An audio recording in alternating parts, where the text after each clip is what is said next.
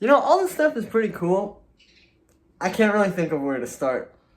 Hey guys, it's Julian. Today I want to talk to you about how gear can actually hurt you and kind of get in the way of making your best possible music.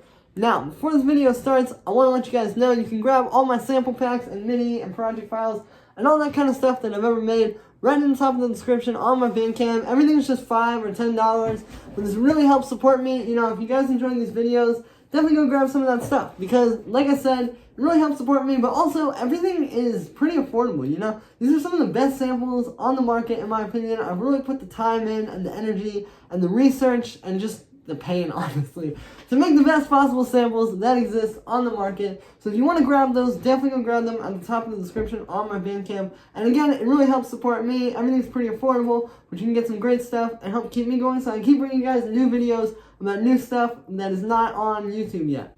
Alright, so what I want to talk to you guys about today is, as you know, recently, I picked up a bunch of new gear. I got this new studio. I kind of set things up, and I'm trying to expand a little bit to some more hardware. And the reason I originally started doing it was because, honestly, I've been producing music this way for a very long time, and I've produced a lot of tracks in that time using kind of the same method of, working in the computer and maybe sampling a kick or using sample packs and putting that together or making a bass line with, Serum or something like that.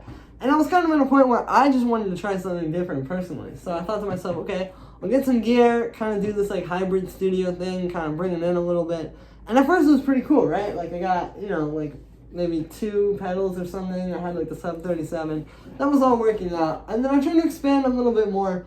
And the thing that I started to realize as I was expanding is, it's cool. Okay, it's cool to have the synth that you can go and you can, play with the live synth. You can tweak it. You can make some cool sounds. Maybe do a sound design session or whatever. But when it really comes down to it, when you're making a track, what is really going to make the most sense? To use the synth in the computer that sounds as good because it's 2021 and we don't have to worry. It's not like it's 2008 or 2009 where you had to have either the virus or you couldn't get fat bass sounds, right? We have a lot of great resources in the computer. And ultimately, a lot of times, that's just going to make more sense to use that. And obviously, this channel, I've talked about this a lot, but I want to talk about this now, again, for you guys, as I've kind of fallen into the trap a little bit. Now, I think that, ultimately, you really just want to aim to, don't just buy the gear and look at gear online and just get super into it just for gear's sake. But the point of the gear is, okay, I'm making a bass right now. I could use Serum, I could use Operator, I could use Wavetable, or I could use the Sub 37 over here, and maybe, do some stuff, I can tweak, just tweaking little things, this keyboard track, tweaking that while you're recording the bass line. So, you wouldn't do that probably in Serum, right? You probably wouldn't have, a live automation on your keyboard tracking on your filter, and you definitely wouldn't have it, as live as when you literally are tweaking it versus, drawing in the automation curve. And so I think that the gear can be useful for that. I also think it's just really good for creation. If you have a bunch of effects and a synth or a guitar or something like that, I mean, you can use that the same as you would use a sample pack or something, right? You need a new pad loop or you need some new inspiration. Well, just fire up the guitar or the synth with the cool grain pedals and start making different warped sounds. I think it can be really useful for inspiration and it can be really useful for a lot of things. But I also think that there's a big trap of buying gear and that people think that they need it. You think, okay, I have the best of everything on the market. That means that I'm going to make the best music. But it really doesn't, because the truth is, a lot of the people, especially as we're getting into now, with popular music being a lot more just splice loops and stuff like that. A lot of times it's actually the opposite, that the people that have a lot less gear are the ones at the top, and the people with the most gear are the ones that are kind of lost in that. And something that I've noticed too, kind of speaking with that, is I think a lot of people get really lost in it, right? They say, okay, I have a 909. I'm going to make a techno track. I'm going to use the 909. And then they're sitting there tweaking it and trying to get the kick to hit hard enough and trying to do all this stuff. And it's it might kind of be there, but then you go and listen to, say, a track, a Colin Kunstler track or something like that. And that kick might be based on a 909, but that's a lot of different stuff to happen before it is that kick.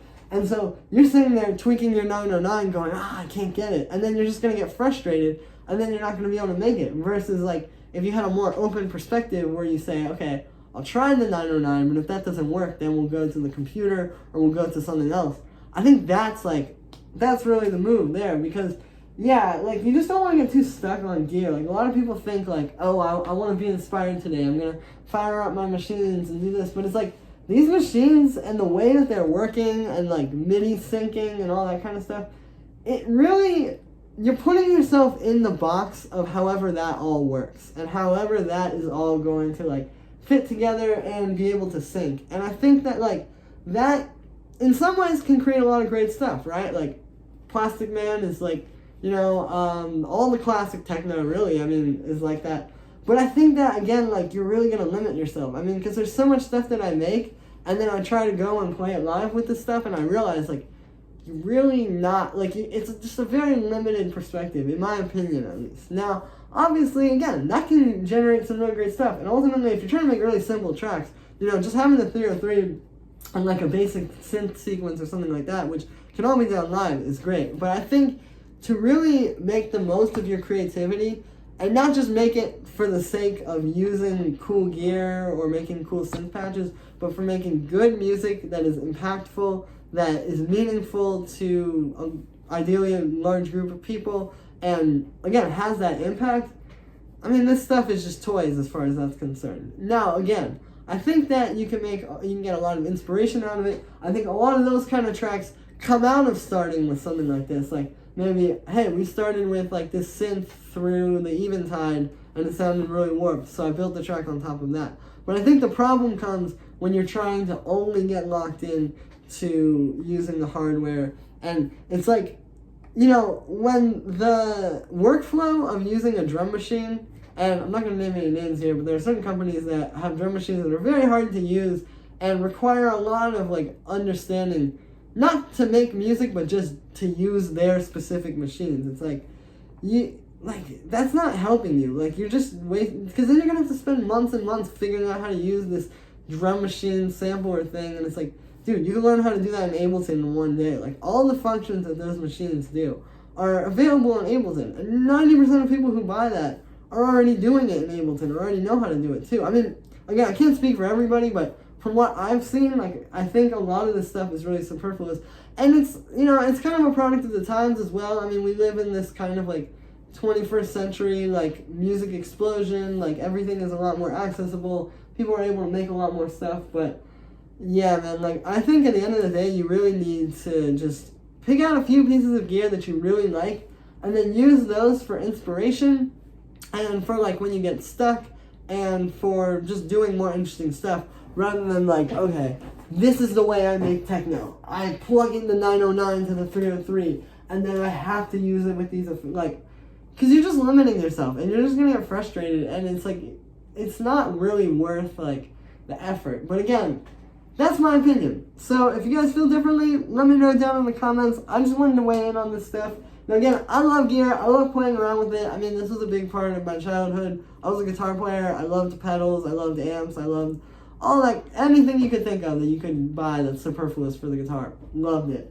I think that this stuff is beautiful. I think that there's an art too just in making cool gear, and not just making cool gear that serves music. But at the end of the day, if your goal is to make powerful, impactful music that can speak to a large group of people, like, gear is like, but when it comes down to it, really, a lot of this stuff comes from you, your time spent making music, your understanding of how this stuff works, your understanding of what you're using. So many more factors than, oh, I bought the best whatever that exists on the market. So yeah, that's going to be it for this one, guys. Like I said, I just want to give you my opinion on this. Definitely let me know what you think in the comments as well. Let me know if you got any gear I should check out as well. You know, I'm definitely still into it. I just think that we need to separate, like, loving, like, interesting devices for creating sounds and making impactful music that touches people's hearts. As usual, make sure to like this video as well as subscribe if you haven't already. Again, you can grab all my sample packs and resources for working with in Ableton at the top of the description. This really helps support me if you guys enjoy these videos. Plus, you get some really useful stuff that you can actually use to make powerful tracks, and it will already be kind of laid out for you to work with. So yeah, thank you so much for the support, guys. Really appreciate everyone who goes and grabs something from there, and I will see you tomorrow with another video.